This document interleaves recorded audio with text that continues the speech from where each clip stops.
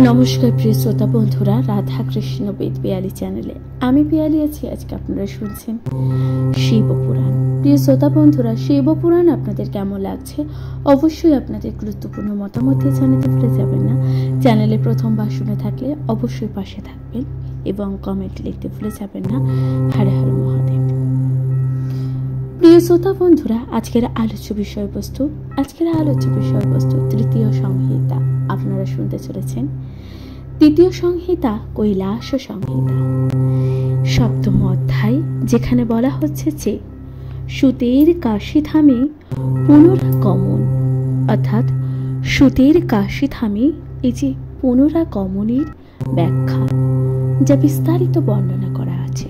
তাহলে শুনতে থাকুন শিবপুরাণ। সুত পৃথিবী ভ্রমণে চলে গেলে কিছুদিন পরে ভাবলেন, ভবসাগরের অশেষ দুঃখ হরণকারী জ্ঞানদাতা ওই মুনির দেখা কবে পাবে, কবেই বা এখানে ফিরে আসবেন। তারপর শিবের উদ্দেশ্যে বলতে লাগলেন, হে মহেশ্বর, আপনার আরাধনা করে আমরা যে পুণ্য ফল লাভ করেছি, তার ফলে সুত মুনির যেন এখনই আমাদের সামনে হাজির হন। আপনি তাকে এখানে ফিরে আসতে মতি দেন। তার বিহনে আমরা আর কাল যাপন করতে পারছি না, একেবারে অস্থির হয়ে উঠছি। এভাবে কিছুদিন অতিবাহিত হলে বৎসরের শেষের দিকে সুত প্রত্যাবর্তন করলেন কাশীধামে। তাকে দেখে ঋষিগণ অতীব খুশি হলেন। তারা অতীব আনন্দের সঙ্গে পাদ্য অর্ঘ্য দান করে আসন দিলেন। যথা নিয়মে ভক্তি শ্রদ্ধা সহকারে তারা পুজো করলেন। মহর্ষি সুত তখন আনন্দের সঙ্গে মুনি ঋষিদের প্রতি অভিনন্দন জানালেন। অনন্তর তিনি পরম পবিত্র জাহ্নবী সলিলে স্নান করত। তিল ও তণ্ডুল দ্বারা ঋষি দেবগণ ও পিতৃগণের তর্পণ করে তীরে উঠে পরিশুদ্ধ বস্ত্র পরিধান করলেন। অথ স্নাতা জহন্নীব জলে পরম পাবনে ঋষিণ সন্তর্প সুরান পিতৃশ্চং তিল তণ্ডুল। তারপর ঋষি দেব ও পিতৃপুরুষের উদ্দেশ্যে তর্পণ করলেন।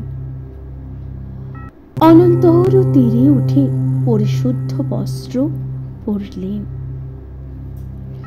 এরপর সদ্য মন্ত্র উচ্চারণ করে 2 বার আচমন পূর্বক ভস্ম করে বললেন। রুদ্রাক্ষমালা ধারণ করলেন ও নিত্যকর্ম শেষ করলেন। ভক্তি ভরে ভবানী বিশ্বেশ্বর, হিরম্ভ, কুমা ও প্রমথগণের পূজা করলেন। বারবার স্তব ও নমস্কারও করলেন। এরপর কাল ও ভৈরবনাথকে নিয়ম মেনে পুজো করলেন। 3 বার পুজো ও 5 বার প্রণাম করে পঞ্চাক্ষর মন্ত্র 1008 বার জপ করে মহেশ্বরের কাছে ক্ষমা প্রার্থনা করেন। তারপর চণ্ডীশেরও অর্চনা করেন। এবার তিনি সেই মুক্তি মণ্ডপের মধ্যে মুনি ঋষিদের তার জন্য দেওয়া নির্দিষ্ট আসনে বসলেন। সুত বললেন, সুত বলছেন যে এবার আমি এখান থেকে বার হয়ে দক্ষিণ সমুদ্র তীরে গিয়ে উপস্থিত হলাম। সেখানে গিয়ে স্নান করে কল্যাণময়ী কন্যাকুমারিকা দেবীর পুজো করলাম। তারপর সুবর্ণমুখরী নদীর তীরের কাছে অতি বিচিত্র এক স্থানে গেলাম। স্থানটির নাম হলো শ্রীকালহস্তি শৈল। সেখানে ওই সুবর্ণমুখী নদীর জলে অবগামন করলাম। ঋষি ও দেবতাদের উদ্দেশ্যে তর্পণ করলাম।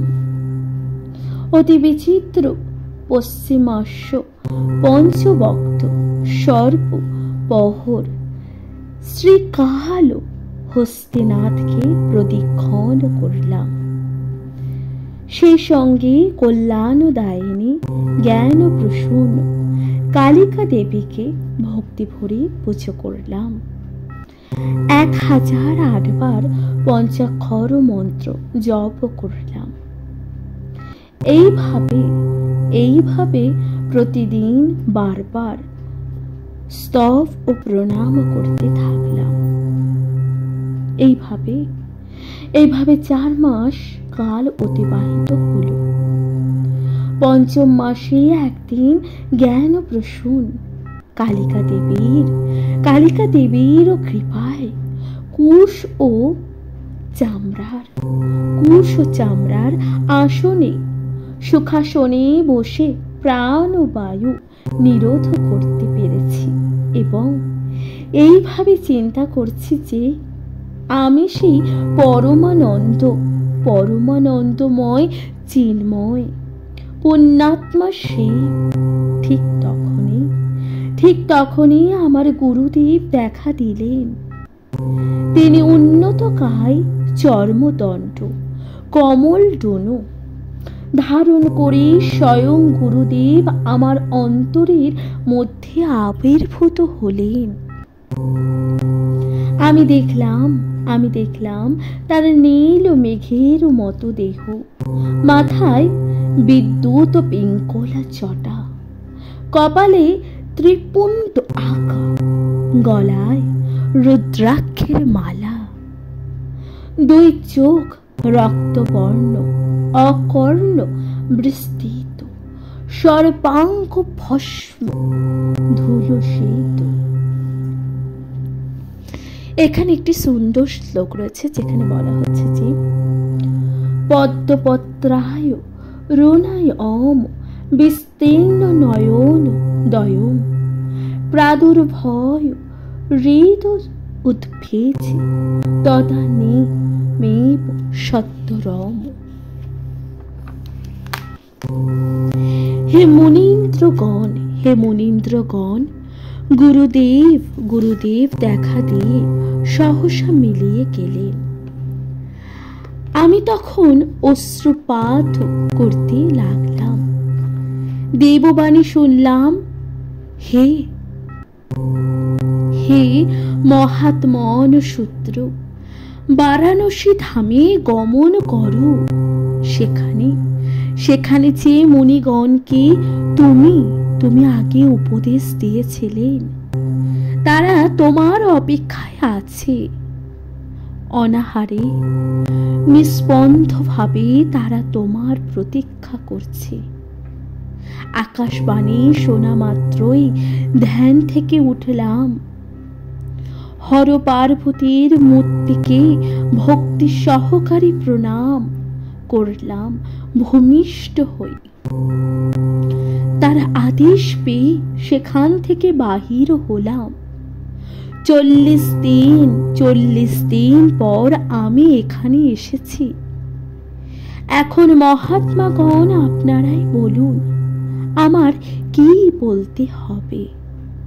তার কথা শুনে ঋষিগণ প্রণাম করে বললেন, মহাত্মা সুত, আপনি আমাদের গুরু। আগে বিরাজ হন, আগে বিরাজ হোম ও সময় আপনি বাম ও দেবীর যে মতো সূচনা করেছিলেন তা আমরা সুবিস্তারে শুনি। এখন শুনতে ইচ্ছা করছে, আপনি তা আমাদের বলুন।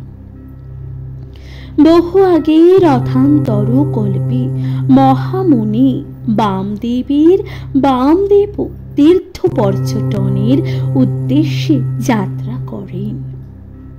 তিনি ওই পৃথিবীর বিভিন্ন স্থানে ভ্রমণ করতে করতে কুমার শিখর নামক সুমরের দক্ষিণ শৃঙ্গে তার শিষ্যদের সঙ্গে নিয়ে উপস্থিত হলেন।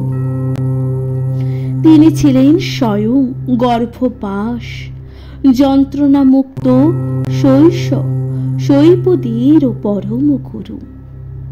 তার মন সব সময় পরম ব্রহ্মে নিমগ্ন থাকত। বেদ পুরাণ প্রভৃতি সমস্ত শাস্ত্রই তার নখদর্পণে।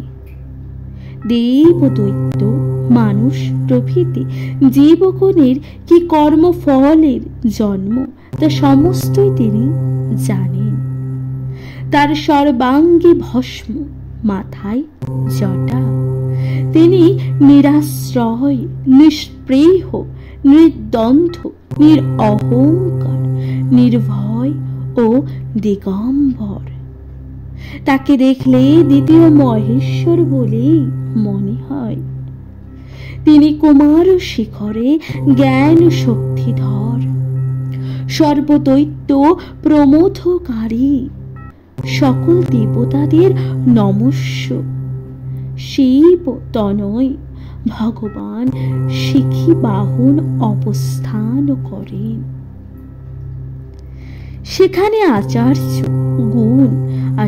গুণ সম্পন্ন এক সরোবর আছে, যার নাম স্কন্ধ সরোবর। তাহলে স্কন্ধ সরোবর কোথায় আছে? সেই যে হিমবাহ, সেখানে আছে। তার আকার সাগরের সমান, তার জল স্বচ্ছ, মধুর ও শীতল। মহর্ষি বামদেব শিষ্যদের সঙ্গে নিয়ে সেখানে স্নান করলেন। দেখলেন মুনিগণ যাকে পুজো করেন সেই কুমার শিখরনাথ চারু হাতে যথাক্রমে শক্তি, কুক্রোট, বর, অভয় ধারণ করে আছে। মাথার মুকুট বিভিন্ন উজ্জ্বল বসন ভূষণে তিনি ময়ূরের ওপর আসীন আছেন। দুই শ্রেষ্ঠ শক্তি তাকে উপাসনা করেছে। মুনিবর তাকে অত্যন্ত ভক্তি শ্রদ্ধা ভরে পুজো করলেন, তার স্তব করতে লাগলেন। বামদেব বললেন, হে ভগবান, হে ভগবান, তুমি প্রণবের প্রতিপাদক, তুমি প্রণবাক্ষরে বর্তমান, তুমি প্রণব। তোমার অসংখ্য প্রণাম, তোমায় অসংখ্য প্রণাম। তুমি বেদান্তের অর্থ বিধাতা, তুমি বৈদান্তিকের নিত্য সন্নিহিত, তোমায় নমস্কার। নম গুহায় ভূতানাং গুহাসু নিহিতায় চ গুহায় গুহরূপায় গুহময় বিদে নমো। হে গুহ, তুমি জীবগণের বুদ্ধি গুহার উপাস্য ভাবে অবস্থিত। তুমি গোপন, তোমার রূপ গোপন, গোপন ভাবে তোমায় জানতে পারা যায়। তোমাকে নমস্কার। হে পরমাত্মা স্বরূপিণ, তুমি মহৎ থেকে মহৎতর, তোমাকে নমস্কার। হে স্কন্ধ, তুমি অসুরগণের শক্তি শোষণ। তোমার দেহের সৌন্দর্য অরুণ বর্ণ। তুমি মন্দার মালার উজ্জ্বলের মুকুট, সুন্দর মুকুটধারী। তোমাকে নমস্কার। হে শিব পুত্র, তুমি শিবের প্রিয়, তুমি কল্যাণদাতা ও হর পার্বতীর আনন্দ নিধান। তোমাকে প্রণাম। হে গঙ্গা তনয়, তুমি কৃত্তিকা ও ব্রাহ্মী প্রভৃতি মাতৃগণের পুত্র ধীমান সরবণ সাই। তোমাকে নমস্কার। হে সরানন, তুমি 6টি ইন্দ্রিয়ের অতীত, মন্ত্র যন্ত্র ইত্যাদি 6টি অর্থের বিধাতা তুমি। 6 অক্ষর তোমার শরীর। তোমার অসংখ্য প্রণাম। 12 আত্মা তোমার, 12 লোচন, 12 আয়ত বাহু, 12 অস্ত্রধারী তোমায় প্রণাম। হে অসুর বিদা, হে অসুর বিদারিণ, তুমি চতুর্হস্ত শক্তি, কুক্কুটধারী বরদ, অভয়পাণি, তুমি শান্ত, তোমায় প্রণাম। ভগবান সেনানী দেব তুমি বলেছেন, তুমি বললেন, হে মণিপর, তোমার ভক্তি, স্তব ও পুজোর আমি অত্যন্ত খুশি হয়েছি। তোমার মঙ্গল হোক। আজ তোমার জন্য আমার কি করতে হবে তুমি তা বলো। মুনীশ্বর, তুমি যোগীগণের প্রধান। তুমি পূর্ণ কাম ও নিস্পৃহ। এই দৃশ্যমান জগতে প্রার্থনায় কিছুই নেই। তবুও মানুষের কল্যাণে সাধুরা এখানে ওখানে বিচরণ করেন। তিনি আরো বলেন, ব্রাহ্মণ, যদি কিছু শুনতে হয় তবে তা আমি লোকহিতের জন্য বলবো। মহামুনি বামদেব সেনানী দেবের এই যে কথা শুনি অত্যন্ত বিনীত ও প্রেমে গদগদ হয়ে বললেন, ভগবান, আপনি পরম ঐশ্বর্যদাতা, সর্বজ্ঞ, সর্বকর্তা, সর্বশক্তিধর, ভগবান পরমেশ্বর। আমরা ক্ষুদ্র জীব, আপনার কাছে বলতে আমাদের ক্ষমতা নেই। তবু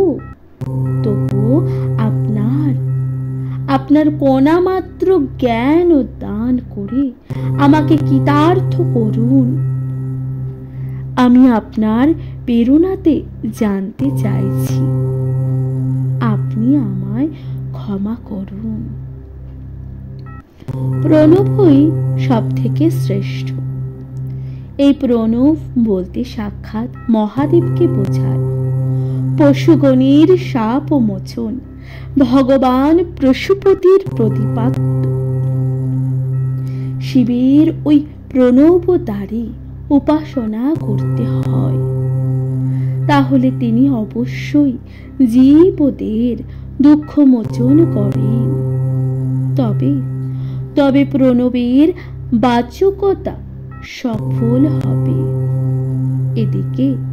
এদিকে সনাতন শ্রুতি বলেন, ওঙ্কারই এই দৃশ্যমনে জগৎ। ওঙ্কারই হলো ব্রহ্ম এবং সমস্ত কিছুই হলো ব্রহ্মময়ী। হে দেব সেনানায়ক, তুমি হলে দেবগণের প্রতি, তুমি দেবেরও দেব, তুমি পূর্ণ কাম, তোমায় প্রণাম। এই জগতে শিবই একমাত্র বিদ্যমান। হে মহাসেন, আমি সমস্ত ও অত্যন্ত আগ্রহের সঙ্গে কখনো প্রণবের অর্থ শুনিনি। আপনি সেই অর্থ, উপদেশাবলী, সদাচার প্রণালী এবার বলুন। প্রিয় শ্রোতা বন্ধুরা, তাহলে এখানে সমাপ্ত হলো। এখানে আপনারা শুনতে পেলেন, অর্থাৎ এখানেই সমাপ্ত হলো 7ম অধ্যায়, সুতের কাশীধামে পুনরাগমন। প্রিয় শ্রোতা বন্ধুরা, শিব পুরাণ আপনাদের কেমন লাগছে অবশ্যই আপনাদের গুরুত্বপূর্ণ মতামত দিয়ে জানাতে ভুলে যাবেন না। চ্যানেলে প্রথমবার শুনে থাকলে অবশ্যই পাশে থাকবেন, শুনতে থাকবেন শিব পুরাণ। কমেন্টে লিখতে ভুলে যাবেন না। হর হর মহাদেব। এর পরবর্তী অধ্যায় আপনারা শুনবেন 8ম অধ্যায়, যেখানে আপনারা শুনতে চলেছেন নান্দিমুখী শ্রাদ্ধ বর্ণনম। তাহলে শুনতে থাকুন শিব পুরাণ।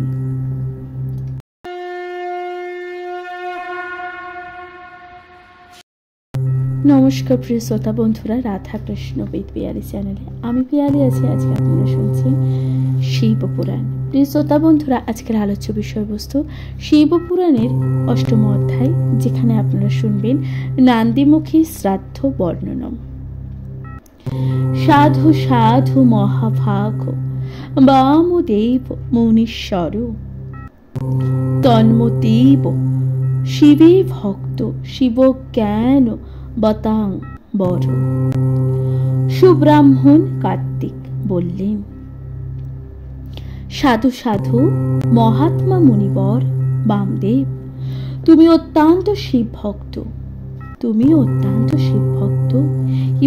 এবং তোমার যে শৈবদের থেকে তুমি শ্রেষ্ঠ। এই জগৎ সংসারে তোমার অবিদিত বলে কিছুই নেই, তবুও তোমায় বলছি শ্রবণ করো।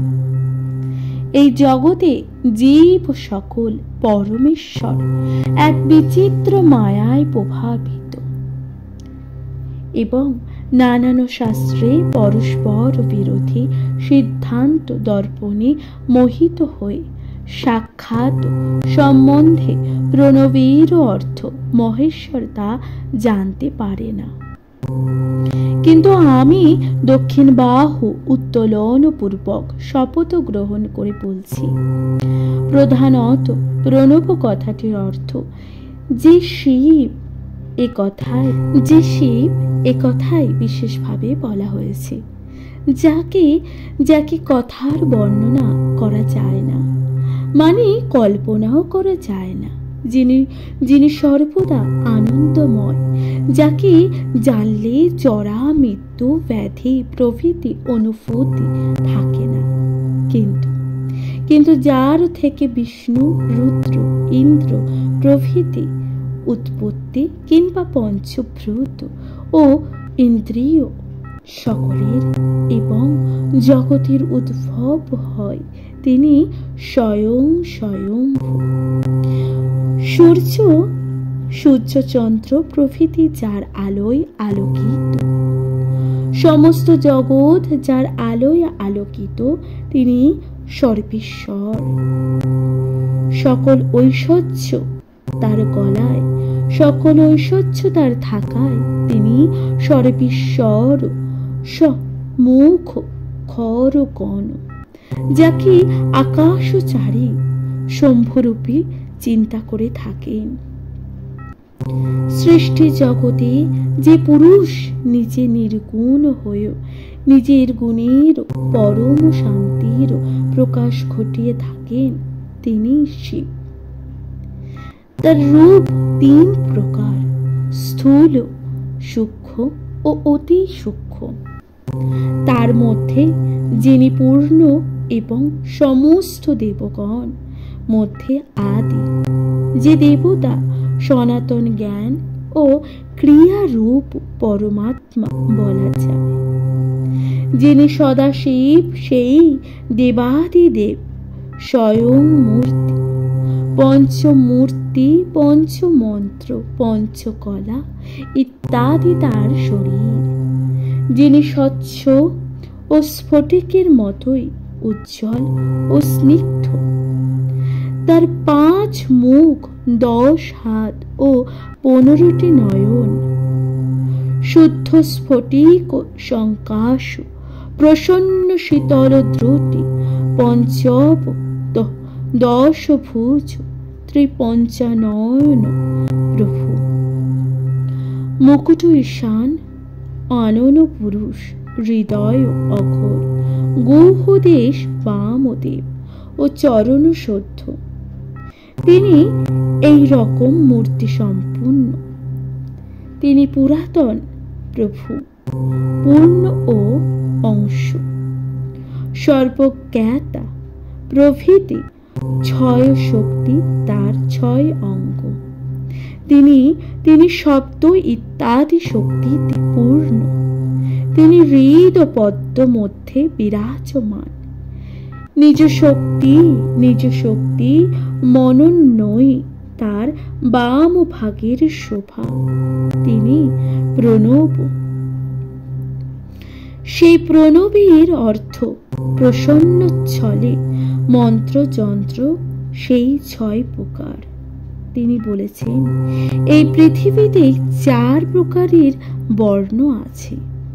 তার মধ্যে 3 বর্ণের জন্য নির্দিষ্ট আচরণের বিধি আছে বলে শোনা যায়, কিন্তু শূদ্র বর্ণের তেমন কোনো আচার নিয়ম নেই।